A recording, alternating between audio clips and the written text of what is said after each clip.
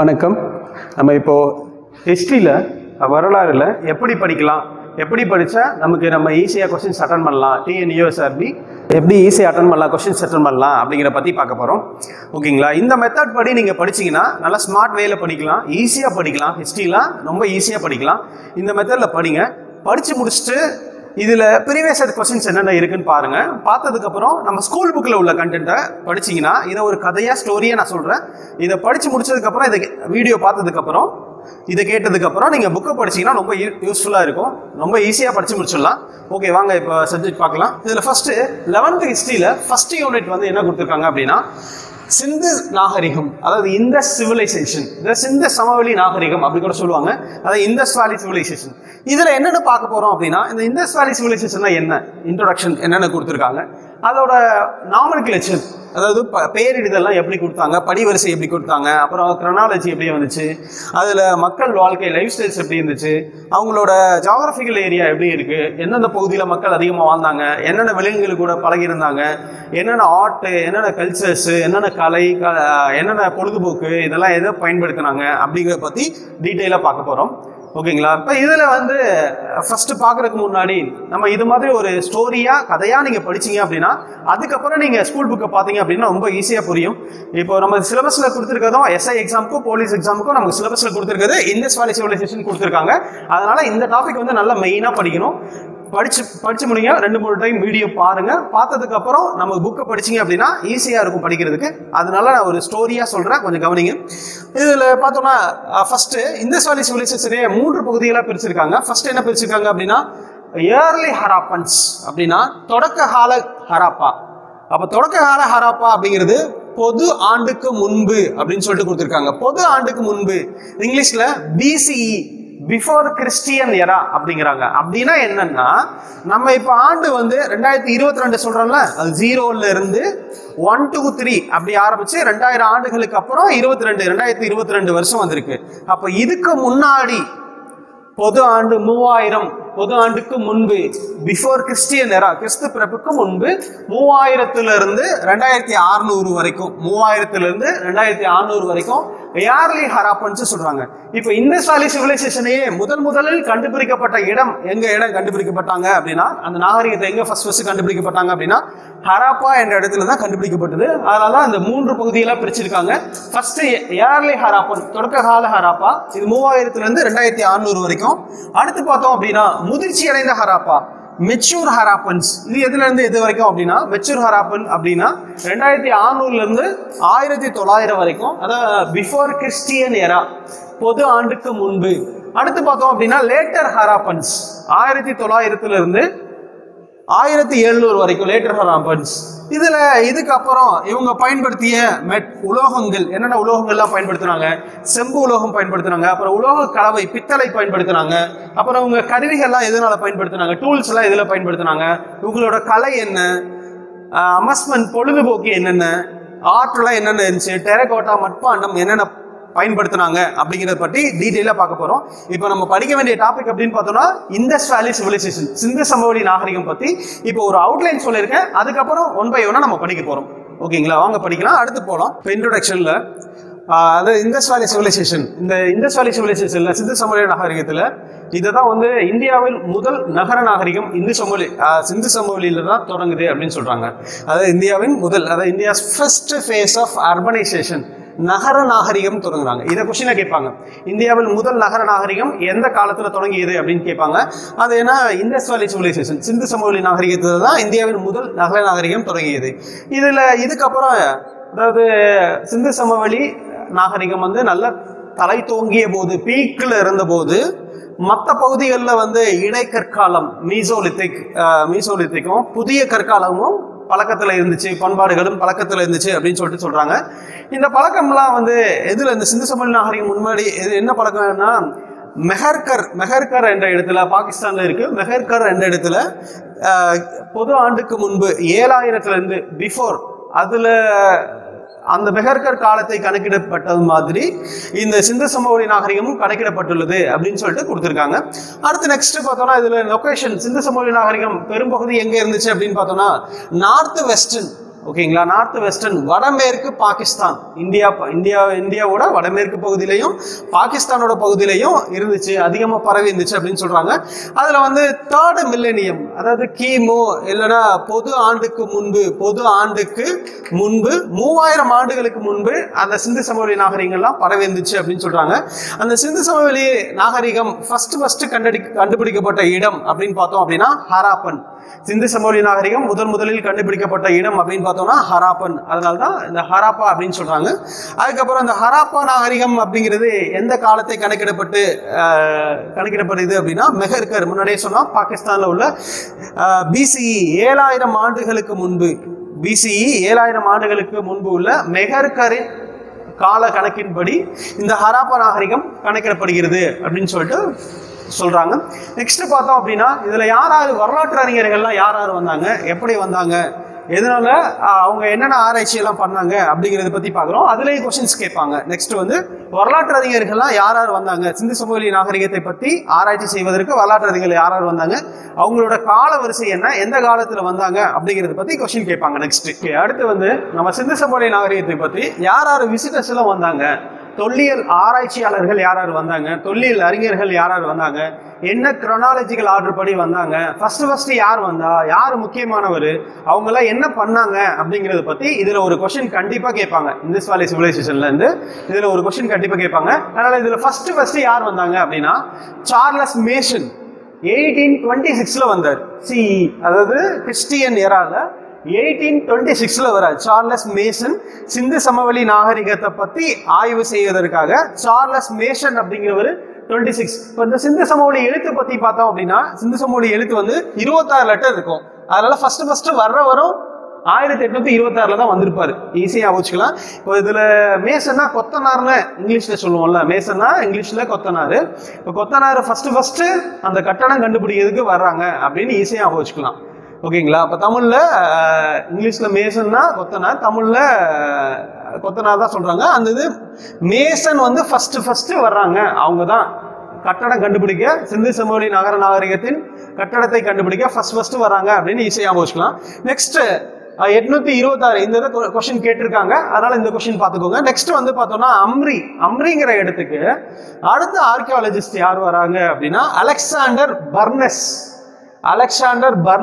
831ல வராரு. அம்ரிங்கிற இடத்துல வந்து சிந்து சமவெளி நாகரிகத்தை ஆராய்ச்சி செஞ்சு அதுல தொல்லியல் துறை மூலமா கண்டுபிடிக்கிறாரு. நெக்ஸ்ட் ரெண்டாவதா வந்தது அம்ரி என்ற இடத்துக்கு அலெக்சாண்டர் பர்னஸ் அப்படிங்கிறவர் வராரு. ஃபர்ஸ்ட் வரவர் மேசன், சார்லஸ் மேசன் 826ல வராரு. செகண்ட் வர்றவர் அம்ரி என்ற இடத்திற்கு அலெக்சாண்டர் பர்னஸ் வராரு. இப்போ இவர் வந்து தொல்லியல் துறை மூலமா அப்ப என்ன பண்ணிட்டு இருந்தாங்க அப்படின்னா ரயில்வே லைன், அதாவது ரயில் தண்டவாளங்கள், ரயில்வே இணைப்பு வந்து எந்தெந்த இடத்துக்குன்னா லாகூர், பாகிஸ்தான்ல உள்ள லாகூர்ல இருந்து முல்தான் வரைக்கும் அந்த ரயில்வே இணைப்பு போடுறதுக்காக ஆராய்ச்சி செய்யும் போது அந்த ரயில்வே இடங்கள் தோன்றதுக்காக பள்ளம் தோண்டும் போது அதுல சிந்து சமவெளி நாகரிகத்துக்கான முக்கிய ஆராய்வுகள்லாம் கண்டுபிடிக்கப்பட்டன அப்படின்னு சொல்றாங்க. அப்போ சிந்து சமவெளி நாகரிகத்தை பற்றி ஆராய்ச்சி செய்யும் போது இந்த ரயில்வே இணைப்பு வந்து லாகூர்ல இருந்து முல்தான் வரைக்கும் போடுறதுக்காக முன்னேற்பாடுகள் நடந்திருக்கும். அடுத்து நெக்ஸ்ட் அலெக்சாண்டர் பர்னஸ்க்கு அப்புறம் யார் வராங்க அப்படின்னா அலெக்சாண்டர் கன்னிங்ஹாம். இவர் 3 வருஷம் வந்திருப்பாரு. அலெக்சாண்டர் கன்னிங்ஹாம் அப்படிங்கிறவர் 3 வருஷம். ஃபர்ஸ்ட் 1853ல வந்திருப்பாரு, 56, 1856, அப்புறம் 1875 அலெக்சாண்டர் கன்னிங்ஹாம். இவர் யாரு அப்படின்னா ஏஎஸ்ஐ, அதாவது ஆர்கியாலஜிக்கல் சர்வே ஆஃப் இந்தியா, இந்திய தொல்லியல் துறையின் நில அளவையாளர், சர்வேயர், ஃபர்ஸ்ட் சர்வேயர்னு சொல்லுவாங்க, இந்திய தொல்லியல் துறையின் நில அளவையாளர். இவர் 3 வருஷம் வந்து 853ல 56, 75ல இதுல வந்து ஆராய்ச்சி செஞ்சிருப்பாரு. சிந்து சமவெளி பத்தி, அந்த நகர நாகரிகத்தை பத்தி நிறைய கண்டுபிடிப்புகள் கண்டுபிடிச்சிருப்பாங்க அப்படின்னு சொல்றாங்க. அப்போ ஃபர்ஸ்ட் வந்தது சார்லஸ் மேசன், அப்புறம் அலெக்சாண்டர் பர்னஸ், ரயில்வே லைன் போடும்போது, அதாவது லாகூர்ல இருந்து முல்தான் வரைக்கும் ரயில்வே லைன் இணைப்பு கொடுக்கப்படும் போது இவர் வந்து சிந்து சமவெளி நாகரிகத்துக்கான நகர் நாகரிகத்துக்கான அந்த கண்டுபிடிப்புகள்லாம் இருக்கு அப்படிங்கிறத அகழாய்வு மூலமா கண்டுபிடிக்கிறாரு. அடுத்து அலெக்சாண்டர் கன்னிங்ஹாம், இவரே சர்வேயர், ஏஎஸ்ஐயோட சர்வேயர். இவர் ஒரு 3 வருஷம் வராரு. 853 இருந்து 56, அப்புறம் 75, இந்த வருஷத்துக்கு 3 வருஷம் வராரு. இதுக்கப்புறம் மேஜர் ரோல் இந்திய தொல்லியல் துறையின் தந்தை, இந்திய தொல்லியல் துறையின் தந்தை, அதாவது இவரை father of archaeological survey of India அப்படி கூட சொல்லலாம். அப்போ இவர் வந்து இந்திய தொல்லியல் துறையோட டைரக்டர் ஜெனரலா நியமிக்கிறாங்க. யாரு? Sir John Marshall அப்படிங்கிறவரு.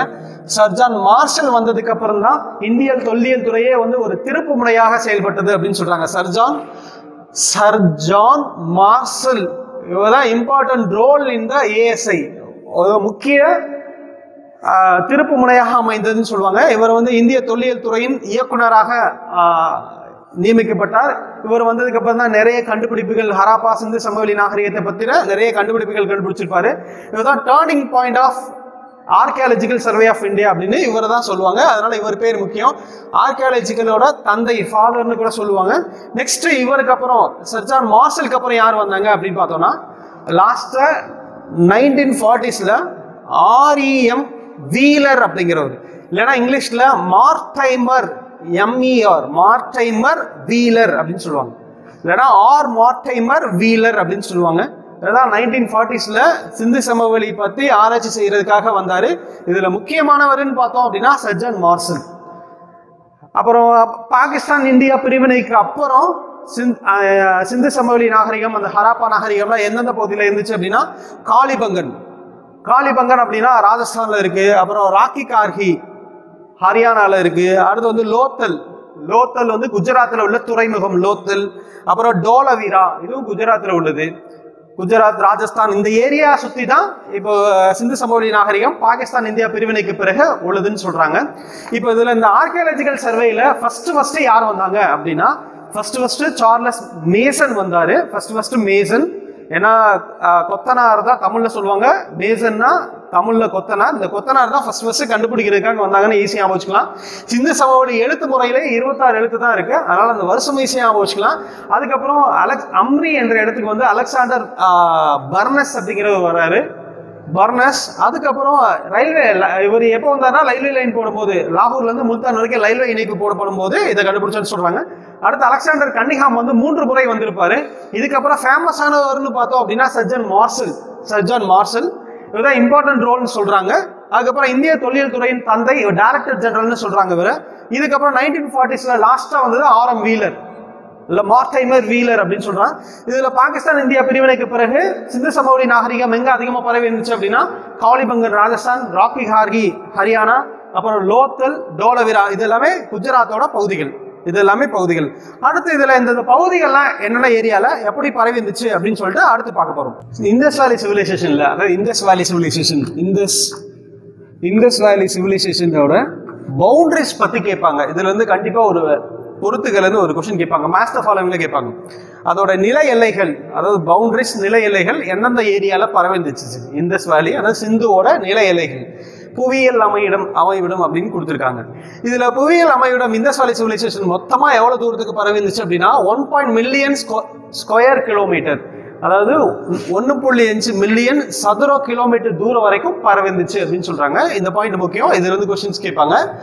அதாவது 1.5 மில்லியன் எவ்வளவு தூரத்துக்கு, எவ்வளவு சதுர கிலோமீட்டருக்கு பரவி இருந்துச்சு அப்படின்னா 1.5 மில்லியன் சதுர கிலோமீட்டர் தூரத்துக்கு பரவி இருந்துச்சு.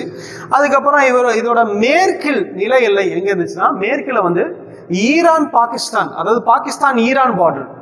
அந்த பேர் வந்து எது வரைக்கும் அப்படின்னா சட்காஜெண்டர் இல்ல சட்காஜன் டோர் அப்படின்னு சொல்லுவாங்க. சட்காஜன் டோர் அப்படிங்கிற, அதாவது ஈரான் பாகிஸ்தான் எல்லைக்கு சட்காஜன் டோர் அது வரைக்கும் பரவி சொல்லுவாங்க. ஷார்ட்கட் எப்படி ஞாபகம் வச்சுக்கலாம் அப்படின்னா, ஈரான்னா ஈ வரும்போது சட்டுன்னு டோரை க்ளோஸ் பண்ணணும் அப்படின்னு கூட ஞாபகம் வச்சுக்கலாம். ஈ வரும்போது சட்டுன்னு டோரை க்ளோஸ் பண்ணணும், அதான் சட்காஜன் டோர் அப்படின்னு ஞாபகம் வச்சுக்கலாம். ஈரான் எல்லை அப்படின்னு சொல்லுவாங்க, மேற்குல ஈரான் எல்லை. அடுத்து வந்து வடக்குல, நார்த்ல எந்த எல்லை அப்படின்னா ஷார்ட் ஹை அப்படிம்பாங்க. ஷார்ட் ஹை அப்படின்னா ஆப்கானிஸ்தான்ல உள்ளவங்க எல்லாமே ஷார்ட்டாக தான் சட்டை போட்டிருப்பாங்க. அப்போ ஆப்கானிஸ்தான் ஷார்ட் ஹை அப்படின்னு வச்சுக்கலாம். இது பொறுத்துக்களை கேட்பாங்க. இப்போ ஷார்ட் ஹை வந்து எந்த இடத்துல இருக்குது அப்படின்னா ஷார்ட் ஹை அப்படிங்கிறது ஆப்கானிஸ்தான். அதே மாதிரி சட்காஜண்டோர் அப்படின்னா பாகிஸ்தான் ஈரான் எல்லை மேற்குல இருக்கு. பாகிஸ்தான் ஈரான் எல்லை மேற்குல இருக்கு. அடுத்து ஷார்ட் ஹை அப்படிங்கிறது வடக்குல இருக்கு, ஆப்கானிஸ்தான். அடுத்து நெக்ஸ்ட் கிழக்குல என்ன இருக்கு அப்படின்னா ஆலம்கீர் பூர் அப்படின்னு சொல்லுவாங்க. ஆலம்கீர் பூர் இது வந்து முகலாயர் படிக்கும் போதே ஆலம்கீர்னு பேர் படிச்சிருப்போம். அது உத்தரப்பிரதேசத்துல இருக்கு அப்படின்னா கிழக்கோட இல்லை, கிழக்கில் உத்தரப்பிரதேசத்தில் உள்ள ஆலம்கீர்பூர் வரைக்கும் இந்த இந்தஸ் வேலி சிவிலைசேஷன் பரவிந்துச்சுன்னு சொல்றாங்க. மேற்குல வந்து பார்த்தோம் அப்படின்னா சட்காஜண்டோர், வடக்குல பார்த்தோம் அப்படின்னா ஷார்ட் ஹை அப்படிங்கிறது ஆப்கானிஸ்தான்ல இருக்கு. அடுத்து ஆலம்கீர்பூர் அப்படிங்கிறது உத்தரப்பிரதேசத்துல இருக்கு. உத்தரப்பிரதேசம் அப்படிங்கிறது கிழக்குல இருக்கு அப்படின்னு சொல்றாங்க. நெக்ஸ்ட் அடுத்து டைமாபாத் அப்படிங்கிறது மகாராஷ்டிரால இருக்கு. மகாராஷ்டிரா உள்ளவங்க எல்லாமே டைமை பார்த்துட்டே இருப்பாங்க அப்படின்னு யோசிக்கலாம். அதான் டைமாபாத் அப்படிங்கிறது இது சவுத்துல இருக்கு. அப்ப நில எல்லை அப்படின்னு பார்த்தோம் அப்படின்னா நில எல்லையை வரையலாம். மேற்குல ஈரான் பாகிஸ்தான் எல்லை. என்ன சொல்லியிருக்காங்க? சட்காஜண்டோர் சொல்லியிருக்காங்க. வடக்குல பார்த்தோம் அப்படின்னா ஆப்கானிஸ்தான் ஷார்ட் ஹை. அடுத்து கிழக்குல பார்த்தோம் அப்படின்னா ஆலம்கீர்பூர் வந்து உத்தரப்பிரதேசத்துல இங்க இருக்கு, ஆலம்கீர்பூர் இருக்கு. அடுத்து வந்து சவுத்துல பார்த்தோம் அப்படின்னா மகாராஷ்டிரா, இப்படி வந்து இந்தியா இருக்கும், மகாராஷ்டிரா இங்க சவுத்துல இருக்கு. சவுத்துல மகாராஷ்டிரா வரைக்கும் பரவி இருக்கு. அப்ப இந்த ஏரியால தான் இதோட நில எல்லைகள் பவுண்டரி கேட்பாங்க. இதுல இருந்து கண்டிப்பா கொஸ்டின்ஸ் கேட்பாங்க, பொறுத்துகை கேட்பாங்க, பாத்துக்கோங்க. அப்போ எந்த இடம் ஆலம்கீர்பூர் ஷார்ட் ஹை அப்படின்னா ஆப்கானிஸ்தான் உள்ளவங்க எல்லாமே ஷார்ட்டா தான் கை போட்டிருப்பாங்க. அடுத்து வந்து பாகிஸ்தான் ஈரான் எல்லைக்கு வந்து சட்காஜண்டோர். அப்போ வந்துச்சுன்னா சட்டுன்னு டோரை க்ளோஸ் பண்ணுவோம் அப்படின்னு யோசிக்கலாம். கிழக்குல ஆலம்கீர்பூர் வந்து உத்தரப்பிரதேசத்துல இருக்கு. சவுத்துல பார்த்தோம் அப்படின்னா டைமாபாத் இந்த மகாராஷ்டிரால இருக்கு. மகாராஷ்டிரால உள்ளவங்க எல்லாமே டைமை பார்த்துட்டு இருப்பாங்க அப்படின்னு யோசிக்கலாம். அதுக்கப்புறம் இதோட கோர் ஏரியா முக்கிய பகுதிகள்னு பார்த்தோம் அப்படின்னா பாகிஸ்தானோட பெரும்பகுதி, அப்புறம் குஜராத், ராஜஸ்தான், ஹரியானால இருக்குன்னு சொல்றாங்க. அப்புறம் இதுல முக்கியமான பிளான்டு சிட்டிஸ் நகர திட்டமிடல் எங்க இருக்கு அப்படின்னு கேட்பாங்க. இதுல ஹராப்பால நகர திட்டமிடல் ஃபர்ஸ்ட் என்ன இருக்கு அப்படின்னா பஞ்சாப், பாகிஸ்தான். ஹராப்பாவோட பகுதி வந்து எங்க இருந்துச்சு அப்படின்னா பஞ்சாப்லயும் பாகிஸ்தான்லயும் இருந்துச்சு. ஹராப்பாவோட பகுதி இது மேத்ஸ் ஃபாலோவில் கேட்பாங்க, இல்ல ஒன்வர்ல கேட்பாங்க. இதுல இருந்து கொஸ்டின் ஏரியா கேட்க சான்சஸ் இருக்கு. ஹராப்பா அப்படின்னு பார்த்தோம்னா பஞ்சாப் அண்ட் பாகிஸ்தான். அப்புறம் மொஹஞ்சதாரோ அப்படிங்கிறது எந்த இடம்னா சிந்து அண்ட் பாகிஸ்தான் சொல்றாங்க. அடுத்து டோலவீரா எங்க இருக்கு அப்படின்னா லோத்தல். இதெல்லாம் லோத்தல்ங்கிறது துறைமுகம் குஜராத்ல இருக்கு. டோலவீராவும் லோத்தலும் குஜராத்ல இருக்கு. அப்புறம் சர்கோட்டா டோலவீரா, லோத்தல், சர்கோட்டா இது எல்லாமே குஜராத்ல இருக்கு. அப்புறம் காளிபங்கன் அப்படிங்கிறது ராஜஸ்தான்ல இருக்கு. இந்த ஷார்ட்கட் ஈஸியா வச்சுக்கலாம். காளிராஜன் அப்படின்னு வச்சுக்கலாம், இல்ல ராஜகாளி அப்படின்னு வச்சுக்கலாம். அப்ப காளிபங்கன் வந்து ராஜஸ்தான்ல இருக்கு. எந்த இடத்துல இருக்குன்னு பொறுத்துக்களை கேட்பாங்க. வாட் இஸ் வாட்ல கொஸ்டின் கேட்பாங்க. இதெல்லாம் சிந்து சமவெளியோட திட்டமிட்ட நகரங்கள்னு சொல்லலாம். அடுத்து பார்த்தோம் அப்படின்னா பனாவலி, அப்புறம் ராக்கி ஹார்கி இது எல்லாமே ஹரியானால இருக்கு. பனாவலியும் ராக்கி ஹார்கியும் ஹரியானால இருக்கு. இந்த இடம் கேட்பாங்க. மொஹஞ்சதாரோ எந்த ஏரியால பரவிந்துச்சு அப்படின்னா சிந்து, பாகிஸ்தான். ஹராப்பா எந்த ஏரியால பரவிச்சுன்னா பஞ்சாப், பாகிஸ்தான். டோலவீரா, லோத்தல், சர்கோட்டா இதெல்லாமே குஜராத்ல பரவிச்சுன்னு சொல்றாங்க. காளிபங்கன் ராஜஸ்தான்ல ராஜகாளி ஞாபகம். அப்புறம் ராக்கி கார்கி, பனாவலி இது எல்லாமே ஹரியானால பரவிச்சுன்னு சொல்றாங்க. இப்போ இந்த ஏரியால இருந்து ஜியோகிராபிக்கல் ஏரியா இதோட பவுண்டரியில இருந்து கண்டிப்பா ஒரு கொஸ்டின் கேட்பாங்க, பாத்துக்கோங்க. எந்தெந்த மாநிலத்தில் இருக்கு, எந்த பகுதியில் இருக்கு அப்படின்னு சொல்லிட்டு ஒரு கொஸ்டின் கேட்பாங்க. ஓகே, அடுத்து இப்போ சிந்து சமவெளி மக்கள் அதோட திட்டமிட்ட நகரங்கள் எங்கெங்க இருந்துச்சுன்னு பார்த்தோம் நம்ம முன்னாடியே.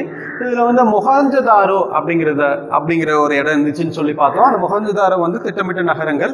அங்க கட்டடங்கள்லாம் நல்லா பிளான் பண்ணி கட்டியிருக்காங்க, சுடுமண்ணில் கட்டியிருக்காங்க, நல்ல இயற்கையா வடிவமைப்பெல்லாம் ஈஸியா பிளான் பண்ணி பண்ணியிருக்காங்க அப்படிங்கிறத பார்த்தோம். அதுல ஒரு முக்கியமான இடம் வந்து பெருங்குளம் அப்படிங்கிறது ஒரு சதுரமா இருக்கும். இதை சுத்தி மனிதர்கள் நடக்கக்கூடிய இடமாவும் இருக்கும். அப்புறம் வந்து படிக்கட்டுகள்லாம் இருந்துச்சு, நீச்சல் குளம் இருந்துச்சு, பெருங்குளம் இது குளியலுக்கு பயன்படுத்தினாங்க அப்படிங்கிறத பத்தியெல்லாம் சின்ன சின்ன அறைகள்லாம் எங்கெல்லாம் இருக்குது அப்படின்னு சொல்லிட்டு இந்த பெருங்குளம் பற்றி நிறைய கதை கொடுத்துருக்காங்க. பட் ஆனால் எந்த பகுதியில் இருந்துச்சு அது மட்டும் பார்த்துக்கோங்க, டீட்டெயிலாக அவ்வளோ தேவையில்லை. நெக்ஸ்ட் வந்து ஸ்கூல் புக்கில் மோட்டனோ அப்படின்னு சொல்லிட்டு ஆர்கியோ பாட்டனிஸ்ட் அப்படிங்கிற பற்றி கொடுத்துருக்காங்க. அப்படின்னா என்ன ஆர்கியோ பாட்டனிஸ்ட்னா என்ன? அதாவது தொல் தாவரவியலாளர் அப்படின்னா என்னன்னா, தொல் தாவரவியலாளர்கள் தொல் தாவரவியல் அப்படின்னா என்னன்னா, ஏன்ஷியன்ட் அதாவது பழங்கால தாவரங்கள், ancient it is the study of ancient agriculture and human and environmental studies அப்படின்னு சொல்றாங்க. It is the study of the environmental culture. இதை பத்தி பழங்கால தாவரங்கள், விலங்குகள், மனிதர்கள், இதை பத்தி சுற்றுச்சூழல், இதை பத்தி படிக்கக்கூடிய பிரிவுக்கு பேர் தான் ஆர்கியோ பாட்டனிஸ்ட் அப்படின்னு சொல்லி கொடுத்துருக்காங்க. இது ஸ்கூல் புக்ல பாக்ஸ் போட்டு கொடுத்துருக்காங்க. அப்போ எப்போதுமே நம்ம ஸ்கூல் புக் படிக்கும்போது நம்ம பாக்ஸ் போட்டு கொடுத்துருக்கிறதெல்லாம் கண்டிப்பா படிச்சாகணும். அதாவது ஆர்கியோ பாட்டனிஸ்ட் அப்படின்னா it is the study of ancient agriculture, human and environmental relationship. இதை பத்தி படிக்கிறது தான் ஆர்கியோ பாட்டனிஸ்ட். பழங்கால தாவர விவசாய முறை, ஹியூமன் அண்ட் சுற்றுச்சூழல், இதை பத்தி படிக்கிற பிரிவு. அதுக்கப்புறம் இவங்க சிந்து சமவெளி மக்கள் என்னென்ன ப்ரொடக்ஷன் பண்ணாங்க, என்னென்ன உற்பத்தி செய்தாங்க. இவங்களுக்கு முக்கிய தொழில் வந்து அக்ரிகல்ச்சர், வேளாண்மை தான் முக்கிய தொழிலாக இருந்துச்சு. பயிர் உற்பத்தி தான் முக்கிய தொழிலாக இருந்துச்சு. இதில் என்னென்ன பயிர் வந்து உற்பத்தி பண்ணாங்க அப்படின்னு பார்த்தோம்னா, கோதுமை வந்து முக்கிய சாகுபடியாக இருந்தது. கோதுமை, அப்புறம் பார்லி, அப்புறம் டென்டில், அது அவரை, எண்ணெய் வித்துக்கள், கொண்டைக்கடலை, இது மாதிரி நிறைய எண்ணெய் வித்துக்களான பொருட்கள் எல்லாமே இது பண்ணாங்க, ப்ரொடக்ஷன் பண்ணாங்க. அப்போ அக்ரிகல்ச்சர் வந்து மெயினான சப்ஜெக்டாக இருந்துச்சு அப்படின்னு சொல்கிறாங்க. ப்ரொடக்ஷனில் அக்ரிகல்ச்சர் தான் மெயின். இதில் கோதுமை, பார்லி இதெல்லாம் மெயினானது அப்படின்னு சொல்கிறாங்க. அதுக்கப்புறம் உழுதலுக்கு இவங்க சிந்து சமவெளி மக்கள் உழுதலுக்கு என்ன பயன்படுத்துகிறாங்க அப்படின்னா, கலப்பை, ஃப்ளாஃப் அப்படிங்கிறத பயன்படுத்துகிறாங்க. இதை உழவுக்கு கலப்பையை பயன்படுத்தி உழவு செய்தனர் அப்படின்னு சொல்லிட்டு கொடுத்துருக்காங்க. நெக்ஸ்ட், இந்த உழவு செய்தல், கலப்பையை பயன்படுத்தி உழவு செய்தனர் என்பதை எங்க பார்த்துருக்காங்க அப்படின்னா, காளிபங்கன் அப்படிங்கிற இடத்துல. காளிபங்கன் முன்னாடியே பார்த்தோம். காளிபங்கன் அப்படிங்கிற இடம் வந்து எங்க இருக்கு அப்படின்னா ராஜஸ்தான்ல இருக்கு. காளிபங்கன் இடம் வந்து எங்க இருக்கு அப்படின்னா ராஜஸ்தான்ல.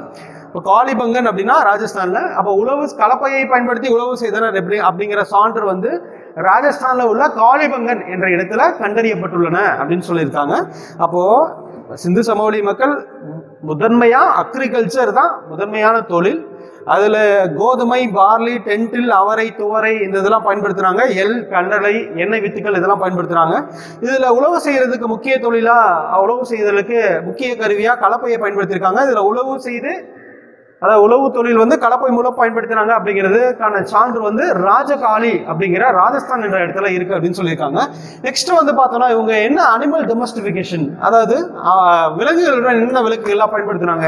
இவங்களோட மற்ற தொழிலாகவும் மேய்ச்சல் அப்படிங்கிற தொழில், அதாவது பாஸ்டரலிசம் அப்படிங்கிறது மேய்ச்சல் தொழிலும் முக்கிய தொழிலா பயன்படுத்தினாங்க. இதுல வந்து செம்மறியாடு, சீஃப், ஆடு, கோட்டு, அப்புறம் கோழி, இதெல்லாம் பவுல்ட்ரி இதெல்லாம் பயன்படுத்துறாங்க அப்படின்னு சொல்றாங்க. அப்புறம் எருமை, பன்றி, யானை இதெல்லாம் இருந்துச்சுன்னு சொல்றாங்க. இதுல பசுக்களை பொதுவா எப்படி கூப்பிட்டாங்க அப்படின்னா செபு. இந்த கொஸ்டின் கேட்பாங்க. பசுக்களை இவங்க சிந்து சமவெளி மக்கள் எவ்வாறு அழைத்தனர், பசுக்களை எவ்வாறு அழைத்தனர் அப்படின்னா செபு அப்படின்னு அழைச்சிருக்காங்க. பசுக்களை எவ்வாறு அழைத்தனர் அப்படின்னா செபு, ZEBU, செபு என்று அழைத்தனர் பசுக்களை. இதுல ஹார்ஸ் வாஸ் நாட் நோன். ஓகேவா, நோன் தம் அப்படின்னா இவங்க வந்து குதிரையை அறியவில்லை. மற்ற எல்லா விலங்குகளையும் பழக்கப்படுத்துறாங்க. நம்ம குதிரையை அறியவில்லை. இது கூட்டக்கானத்தில் கேட்பாங்க. இந்த கொஸ்டினாக கேட்டிருக்காங்க, ப்ரீவியஸ் கொஸ்டினாக கேட்டிருக்காங்க. சிந்து சமவெளி மக்கள் எந்த விலங்கை அறியவில்லை, குதிரையை அறியவில்லை, இது சரியா தவறா, இல்லை எந்த கூட்டம் சரி அப்படின்னு சொல்லிட்டு கேட்பாங்க. குதிரையை அறியவில்லை, பழக்கத்துல இல்லை அப்படின்னு சொல்றாங்க. அதுக்கப்புறம் காட்டுப்பன்றி, மான், முதலியதை இது பண்ணாங்க. அப்புறம் இறைச்சியா வந்து கோழி, மீன் முதலியவற்றை இறைச்சியா உண்ணாங்க அப்படின்னு சொல்லிட்டு இந்த விலங்குகளோட பழக்க வழக்கம், முதன்மை தொழில் என்னென்ன அப்படிங்கிற பத்தி கொடுக்குறாங்க. இதுல முக்கியமான பாயிண்ட் வந்து ஆர்கியோ பாட்டனிஸ்ட் அப்படின்னா என்னன்னா, பழங்கால தாவரங்கள், மனிதர்கள் மற்றும் அவற்றுக்கிடையான சுற்றுச்சூழலை பற்றி படிக்கக்கூடிய பிரிவுக்கு பேர் தான் ஆர்கியோ பாட்டனிஸ்ட் அப்படின்னு சொல்றாங்க. ஆர்கியோ பாட்டனிஸ்ட் தமிழ்ல தொல் தாவரவியலாளர், அதை பத்தி படிக்கிறதாங்க இந்த சிந்து சமவெளி பத்தி. ஓகேங்களா, நெக்ஸ்ட் பார்க்கலாம். நெக்ஸ்ட், இந்தஸ் வேலி சிவிலைசேஷன்ல சிந்து சமவெளி மக்கள் வந்து அடுத்து முன்னாடி என்ன பார்த்தோம் அப்படின்னா, அவங்க என்ன தொழில்கள் பண்ணாங்க, என்ன ப்ரொடக்ஷன் பண்ணாங்கன்னு பார்த்தோம். இப்போ என்ன பார்க்க போறோம் அப்படின்னா, கைவினை தயாரிப்பு. அவங்களுக்கு வந்து கிராஃப்ட் ப்ரொடக்ஷன் வந்து மிக முக்கியமானதுன்னு சொல்றாங்க. கிராஃப்ட் ப்ரொடக்ஷன் கைவினை தயாரிப்பு. இந்த கைவினை தயாரிப்புல என்னென்ன பயன்படுத்துறாங்க இதை கொஸ்டினா கேட்பாங்க. கைவினை தயாரிப்புல சிந்து சமவெளி மக்கள் என்ன எதை பயன்படுத்துறாங்க, எதெல்லாம் பயன்படுத்துறாங்க. கார்னெலியன் அப்படிங்கிறத பயன்படுத்துறாங்க. கார்னெலியன் அப்படின்னா மணி அப்படின்னு சொல்றாங்க. கார்னெலியன் அப்படின்னா மணி. அப்புறம் ஜாஸ்பர், கிரைஸ்டல் அப்படி, ஜாஸ்பர்ங்கிறது ஒரு கல், கிரைஸ்டல் அப்படின்னா படிக கல்லுன்னு சொல்றாங்க. கிரைஸ்டல் இன்ஸ்ட்ரக்ஷன் சொல்றாங்களா, அந்த கிறிஸ்டல் அப்படின்னா படிக கல். அப்புறம் வந்து ஸ்டீடைட் அப்படின்னா நுரைக்கல் சொல்றாங்க. நுரைக்கல் அதாவது ஃபோம் அதிகமாக கிரியேட் ஆகும். இதை உரசுனா, தண்ணியில் உரசுனா ஃபோம் அதிகமாக கிரியேட் ஆகும். இந்த வகையான மணிகள், கற்கள் இதெல்லாம் பயன்படுத்துறாங்கன்னு சொல்றாங்க. அதாவது கார்னெலியன்னா என்ன வகையான சார்ந்ததுன்னு பொறுத்துக்களை கேட்பாங்க. கார்னெலியன்னா மணினா ஸ்டோன் சொல்றாங்க. அடுத்து ஜாஸ்பர் அப்படின்னா ஜாஸ்பருங்கிற கல். அப்புறம் கிரைஸ்டல் அப்படின்னா படிக கல்லுன்னு சொல்றாங்க. கிரைஸ்டல் அப்படின்னா படிக கல். ஸ்டீடைட் அப்படின்னா நுரைக்கல்னு சொல்றாங்க. ஸ்டீடைட் அப்படின்னா நுரைக்கல்ஸ். இந்த 4 வகையான கற்களை பயன்படுத்துறாங்க அப்படின்னு சொல்றாங்க. அடுத்து கைவினை தயாரிப்புக்கு ஒவ்வொரு கைவினை அணிகலன்கள் இதுல எல்லாமே இந்த கற்கள் எல்லாம் பயிற்சிருப்பாங்கன்னு சொல்றாங்க. வளையல்கள் இதெல்லாமே அணிஞ்சுக்கிட்டாங்க அப்படின்னு சொல்றாங்க. அடுத்து மெட்டல் உலோகங்களை பயன்படுத்தி என்னென்ன கைவினை பொருள்கள், அணிகலன்கள், ஆபரணங்கள்லாம் செஞ்சாங்க. உலோகங்கள் அப்படின்னு பார்த்தோம் அப்படின்னா உலோகங்கள்ல மெயினானது அப்படின்னு பார்த்தோம்னா காப்பரை தான் பயன்படுத்திருக்காங்க. உலோகத்துல மெயினானது அப்படின்னு பார்த்தா ஏன்னா காப்பர் அதிகமாக கிடைச்சிருக்கு. காப்பர் தான் சிந்து சமவெளியே முதல்ல கண்டுபிடிக்கப்பட்ட உலோகம் அப்படின்னா செம்பு, காப்பர் அப்படின்னு சொல்றாங்க. காப்பரை தான் முதல்ல பயன்படுத்துறாங்க. காப்பர் அதிக அளவில் பயன்படுத்துறதுனால இதை அதிக உலோகமாக யூஸ் பண்ணாங்க. அடுத்து பிரான்ஸ் அப்படின்னா வெண்கலம். வெண்கலம் அப்படிங்கிறது என்னன்னா காப்பரும் டின்னும் சேர்ந்த கலவை தான் வெண்கலம் சொல்றாங்க. வெண்கலத்தையும் அதிகமாக பயன்படுத்தி ஆபரணங்கள், உலோக கலவைகள் இதெல்லாமே செஞ்சாங்க அப்படின்னு சொல்றாங்க. நெக்ஸ்ட் வந்து கோல்டுனா தங்கம். உலோகத்துல இதெல்லாமே பயன்படுத்துறாங்க. தங்கத்தான ஆபரணங்கள், அணிகலன்கள் இதெல்லாமே செஞ்சு பயன்படுத்துறாங்க அப்படின்னு சொல்லிட்டு கொடுத்துருக்காங்க. நெக்ஸ்ட் இதுல என்னென்ன சங்கையும் ஆபரணங்கள், அணிகலன்கள் பயன்படுத்துறாங்க. அடுத்து வந்து ஃபயான்ஸ் அப்படின்னா பீங்கானையும் பயன்படுத்துறாங்க. பொம்மைகள், அணிகலன்கள், ஆபரணங்கள் செய்வதற்கு. அப்புறம் டெரகோட்டா அப்படின்னா சுடுமண் கலவைகள், சுடுமண் பொம்மைகள். இது மூலம் முக்கியமானது. டெரகோட்டா அப்படிங்கிறது சுடுமண் முக்கியமானது. அடுத்து இந்த பொருள்கள் எல்லாமே எங்கெங்க கிடைச்சிச்சு அப்படின்னு சொல்லிட்டு கேட்பாங்க. இப்போ சங்கு அதிகமாக எங்க ப்ரொடக்ஷன் பண்ணாங்க அப்படின்னா சங்கு ஷெல் அப்படின்னு சொல்லுவாங்க இங்கிலீஷ்ல. ஷெல் அதிகமாக எங்க ப்ரொடக்ஷன் பண்ணாங்க அப்படின்னா நாகேஸ்வர் அப்படிங்கிறது. சங்கு எங்க ப்ரொடக்ஷன் பண்ணாங்க? நாகேஸ்வர். ஷெல் அப்படிங்கிறது நாகேஸ்வர். அடுத்து பாலகோட் அப்படிங்கிற இடத்துலயும் கிடைக்குது. நாகேஸ்வரம், பாலகோட். இதை எப்படி ஈஸியாக வச்சுக்கலாம் அப்படின்னா பாம்புக்கு வந்து சங்கு ஊதுவாங்க. அப்போ பால் ஊத்தி நாகேஸ்வருக்கு சங்கு ஊதுவாங்க அப்படின்னு ஞாபகம். பாம்பு அப்படின்னா பால் ஊத்தி சங்கு ஊதுவாங்க அப்படின்னு ஞாபகம். நாகேஸ்வருக்கு பால் ஊத்தி சங்கு. அப்போ பாலக்கோடு நாகேஸ்வர் அப்படின்னு ஞாபகம். அடுத்து வந்து லாப்பிஸ் லசூலி அப்படின்னா வைடூரியம். இது எங்க கிடைக்குது அப்படின்னா அதிகமாக எங்க ப்ரொடக்ஷன் பண்ணாங்க அப்படின்னா ஷார்ட் ஹைல ப்ரொடக்ஷன் பண்ணாங்க. லாப்பிஸ் லசூலி அப்படிங்கிறது ஷார்ட் ஹைல ப்ரொடக்ஷன் பண்ணாங்க. அடுத்து நெக்ஸ்ட் கார்னெலியன் மணி அப்படிங்கிறது. கார்னெலியன் அப்படின்னா மணி ஸ்டோன் பார்த்தோம். இந்த மணி எங்க கிடைக்குது அப்படின்னா லோத்தல் துறைமுகத்தில் கிடைக்குது அப்படின்னு பார்த்தோம். லோத்தல் வந்து குஜராத்தில் உள்ள துறைமுகம். இந்த துறைமுகத்துல இருந்து அதிகமாக ப்ரொடக்ஷன் பண்ணாங்க, ஏற்றுமதி பண்ணாங்க. லோத்தல் துறைமுகத்தில், லோத்தல் அப்படிங்கிறது குஜராத்தில் உள்ள துறைமுகம். இந்த துறைமுகத்துல இருந்து மணி கார்னெலியன் அப்படிங்கிறத எடுத்தாங்க. அடுத்து ஸ்டீடைட் அப்படின்னா முன்னாடியே பார்த்தோம் நுரைக்கல் அப்படின்னு பார்த்தோம். ஃபோம் அதிகமாக கிரியேட் ஆகும் அப்படிங்கிற நுரைக்கல். இது எந்தெந்த பகுதியில் அதிகமாக ப்ரொடக்ஷன் பண்ணாங்க அப்படின்னா இதுவும் எல்லாமே மேஸ் ஆஃப் ஃபாலோவிங்லேயே கேட்பாங்க.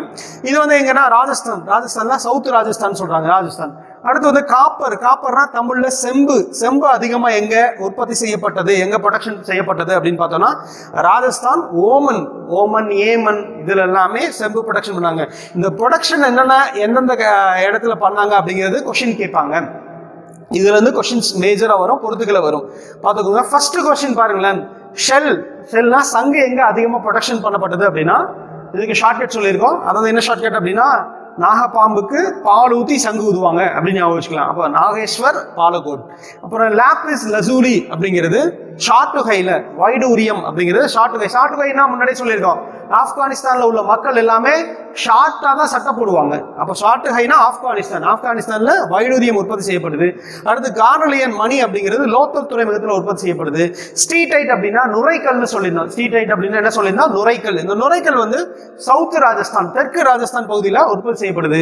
அடுத்து வந்து காப்பர் செம்பு எங்க உற்பத்தி செய்யப்படுது அப்படின்னா ராஜஸ்தான், ஓமன்ல உற்பத்தி செய்யப்படுதுன்னு சொல்லியிருக்காங்க. அப்ப இந்த மாஸ்டர் ஃபாலோவிங்ல இந்த क्वेश्चंस கேட்கலாம். நெக்ஸ்ட் வந்து இவங்க என்னென்ன மெட்டல்ஸை பயன்படுத்துறாங்க சார்? நெக்ஸ்ட் இதுல என்னென்ன மெட்டல்ஸ் பயன்படுத்துறாங்க, மெட்டல்ஸ்னா உலோகங்கள் என்னென்ன பயன்படுத்துறாங்க அப்படிங்கிற பத்தி பார்க்கலாம். உலோகங்கள் பார்த்தோம் அப்படின்னா இப்போ இந்தஸ் வேலி சிவிலைசேஷனே வந்து வெண்கல காலம் அப்படின்னு சொல்லுவாங்க, பிரான்ஸ் ஏஜ் அப்படின்னு சொல்லுவாங்க, வெண்கல காலம் அப்படின்னு சொல்லுவாங்க. சிந்து சமவெளி நாகரிகத்தையே வந்து என்ன காலம் சொல்லுவாங்க, வெண்கலத்தை அதிகமாக பயன்படுத்துறாங்க, செம்பு அதிகமாக பயன்படுத்துறாங்க, அப்போ அதனால வெண்கல காலம் சொல்லுவாங்க. இப்போ வெண்கல காலம் அப்படின்னா வெண்கலம் பிரான்ஸ் அப்படின்னா என்னன்னா காப்பரும் டின்னும் சேர்ந்த கலவை தான் வெண்கல காலம் சொல்றாங்க. இதுல காப்பரும் அதிகமா பயன்படுத்துவாங்க. அடுத்து நெக்ஸ்ட் ரோரி சர்ச் அப்படிங்கிறது அதாவது பியூரிஃபைடு இல்லைன்னா செடிமெண்டரி ராக் அப்படிங்கிறது சொல்லுவாங்க, படிவு பாறை. இந்த படிவு பாறை எங்க இருக்குன்னா பாகிஸ்தான்ல உள்ள ரோரி என்ற இடத்துல இருக்கு. Sedimentary rock found in Rory Pakistan. ஓகேங்களா, பாகிஸ்தான்ல உள்ள ரோரி என்ற இடத்தில் உள்ள படிவு பாறை. இந்த படிவு பாறையிலிருந்து தான் அவங்களுக்கு தேவையான கத்தி மற்ற உலோக கருவிகள் இதெல்லாமே பயன்படுத்துறாங்க அப்படின்னு கொடுத்துருக்காங்க. ஸ்கூல் புக்ல மேலும் அறிந்து கொள்கன்னு சொல்லிட்டு பாக்ஸ் போட்டு கொடுத்துருக்காங்க, அதனால கண்டிப்பா படிச்சாகணும். இதுல இருந்து ஒரு கொஸ்டின்ஸ் கேட்பாங்க. இது மாதிரி எதெல்லாம் ஸ்கூல் புக்ல கட்டம் போட்டு கொடுத்துருக்காங்களோ அதுல இருந்து கொஸ்டின்ஸ் கேட்பாங்க. ரோரி சர்ச் அப்படிங்கிறது, ரோரி சர்ச்னா ஒரு செடிமெண்டரி ராக், படிவு பாறைன்னு சொல்றாங்க. இந்த ரோரி சர்ச்ல இருந்து சிந்து சமவெளி மக்களுக்கு தேவையான கத்தி கருவிகள் இதெல்லாமே தயாரிச்சாங்க அப்படின்னு சொல்றாங்க. இந்த ரோரி அப்படிங்கிறது எங்க இருக்கு அப்படின்னா பாகிஸ்தான்ல கொடுத்துருக்கோம். பாகிஸ்தான்ல உள்ள ரோரி என்ற இடத்துல உள்ள செடிமெண்டரி ராக், படிவு பாறைன்னு சொல்றாங்க. அடுத்து இந்த சிந்து சமவெளி மக்கள் பத்தி படிக்கக்கூடிய முக்கியமான கல்வெட்டு கியூனிஃபார்ம் கல்வெட்டு, கியூனிஃபார்ம் இன்ஸ்கிரிப்ஷன். இந்த கியூனிஃபார்ம் இன்ஸ்கிரிப்ஷன் பத்தி என்ன சொல்றாங்க அப்படின்னா சிந்து சமவெளி மக்களின் வாழ்க்கை முறை வாணிபம் பத்தி சொல்றாங்க. அதான் கியூனிஃபார்ம் கல்வெட்டு, கியூனிஃபார்ம் CUNEIFORM கியூனிஃபார்ம் கல்வெட்டு, கியூனிஃபார்ம் இன்ஸ்கிரிப்ஷன் முக்கியமானது. சிந்து சமவெளி மக்களின் வாழ்க்கை தரம், ட்ரேடு, வணிகம் இதை பத்தி பேசக்கூடிய கல்வெட்டு அப்படின்னு பார்த்தோம்னா கியூனிஃபார்ம் கல்வெட்டு. இது யாரா இருக்கு அப்படின்னா ட்ரேட் பெட்வீன் வணிகம் யாராருக்கு இடையில நடக்குது அப்படின்னா மெசபடோமியனுக்கும் ஹராப்பா மக்களுக்கும் இடையே நடந்த நாகரிகம் இல்ல வணிகம் பத்தி சொல்லக்கூடியது. என்னென்ன பொருள்கள் விற்பனையானது, என்னென்ன பொருள்கள் ஏற்றுமதி செய்யப்பட்டன, என்னென்ன பொருள்கள் இறக்குமதி செய்யப்பட்டன, அந்த விற்பனை பத்தி சொல்லக்கூடிய கல்வெட்டு தான் கியூனிஃபார்ம் கல்வெட்டுன்னு சொல்றாங்க. அதான் கியூனிஃபார்ம். அப்ப சிந்து சமவெளி நாகரிகம் பத்தி சொல்லக்கூடிய முக்கியமான கல்வெட்டு அப்படின்னு பார்த்தோம்னா கியூனிஃபார்ம் கல்வெட்டு. மெசபடோமியாவுக்கும் ஹராப்பா மக்களுக்கும் இடையே நடந்த நாகரிகம் இல்ல வணிகத்தை பத்தி சொல்லக்கூடியது. அதுல அந்த யூனிஃபார்ம் கல்வெட்டுல மெலுகா அப்படிங்கிற ஒரு வார்த்தை வந்து ரொம்ப முக்கியமானது. மெலுகா அப்படிங்கிற ஒரு வார்த்தை முக்கியமானது. அதுல வணிகம் பத்தி சொல்லியிருப்பாங்க. மெலுகா அப்படிங்கிறது அதுல மயில், புறா அந்த பறவைகள் பத்தியும் அந்த மெலுகா என்ற புராணத்துல சொல்லியிருப்பாங்க. மெலுகா அப்படிங்கிறது. அப்ப சிந்து சமவெளி நாகரிகம் பத்தி படிக்கக்கூடிய முதல் கல்வெட்டு அப்படின்னு பார்த்தோம் அப்படின்னா என்ன கல்வெட்டுங்க, கியூனிஃபார்ம் கல்வெட்டு, cuneiform inscription detailed about trade between Mesopotamians to Harappans. ஓகேங்களா, கியூனிஃபார்ம் கல்வெட்டில் மெசபடோமியர்களுக்கும் இந்திய ஹராப்பா மக்களுக்கும் இடையே நடந்த வணிகத்தை பற்றி கூறும் கல்வெட்டு கியூனிஃபார்ம் கல்வெட்டுன்னு சொல்றாங்க. இதுல முக்கியமான இந்த பொருட்கள் எல்லாமே எந்தெந்த பகுதியில கிடைக்குதுன்னு கொஸ்டின் கேட்பாங்க. அதான் ஷெல் அப்படிங்கிறது நாகேஸ்வர் பாலகோட், அப்புறம் லாப்பிஸ் லசூலி சாட்டுகையில கிடைக்குது. அது லாப்பிஸ் லசூலி அப்படின்னா வைடூரியம். அப்புறம் கார்டிலியன் எங்க கிடைக்குது அப்படின்னா லோக்கல் துறைமுக பகுதியில கிடைக்குது. அப்புறம் ஸ்டீடைட் அப்படின்னா முன்னாடியே சொல்லியிருக்கோம், ஸ்டீடைட் அப்படின்னா நுரைக்கல்ல சொல்லியிருக்கோம், சவுத் ராஜஸ்தான் பகுதியில் கிடைக்குன்னு சொல்லியிருக்கோம். காப்பர் வந்து ராஜஸ்தான், ஓமன், காப்பர்னா செம்பு. இதில் ஆல்ரெடி ஷார்ட் ஹை அப்படிங்கிறது ஆப்கானிஸ்தான் மக்கள் எல்லாமே ஷார்ட்டாக தான் ஷர்ட் போட்டிருப்பாங்க. அதை ஷார்ட் ஹை ஆப்கானிஸ்தான்ல வைடூரியம் அங்கே அதிகமாக ப்ரொடக்ஷன் பண்ணப்படுதுன்னு பார்த்துருக்கோம். அடுத்து இதோட யூனிஃபார்ம் கல்வெட்டு ரொம்ப முக்கியம். படிவு பாறை அப்படிங்கிறது ரோரி சர்ச் அப்படிங்கிறது படிவு பாறை, ரோரி சர்ச் அப்படிங்கிறது படிவு பாறை. இதுதான் நாங்கள் இந்த யூனிட்ல உள்ள முக்கியமான சாப்டர்ஸ். இந்த ஃபர்ஸ்ட் யூனிட்ல ஹிஸ்டரியில உள்ள சிந்து சமவெளி நாகரிகம் பத்தி முக்கியமான கான்செப்ட்ஸ் எல்லாம் சொல்லிட்டோம். நம்ம நெக்ஸ்ட் அடுத்த யூனிட் பார்க்கலாம். தேங்க்யூ.